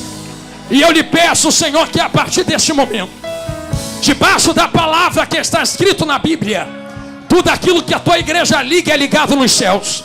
Eu estou orando junto com todo esse povo por eles agora. Liga de novo na tua presença. Enche de novo com teu Espírito Santo. Senhor, toca onde homens não podem tocar. Toca na mente, toca no coração, toca na alma. Dá a alegria da salvação. Não os deixe esmorecer diante das dificuldades. Sustenta eles no meio das guerras. Sustenta eles no meio das tristezas. Senhor, assim como eles estão aqui hoje, o Senhor alcança muitas vidas através deles. O Senhor alcança as casas, as famílias, a parentela. Eu coloco eles e a família deles nas tuas mãos, com a certeza de que se a trombeta tocasse agora e esse culto continuasse na glória, eles já estariam conosco no céu para toda a eternidade. Por isso, Senhor, eu te louvo e te agradeço em nome de Jesus. Eu pensei que era 9, mas eu estou olhando, são 10 vidas para Jesus, grandão da Galileia. Quem pode glorificar a Deus pela vida deles? Dê um abraço neles, dê um abraço nelas e diga: é daqui até a glória e nada menos do que isto. Deus abençoe em nome de Jesus.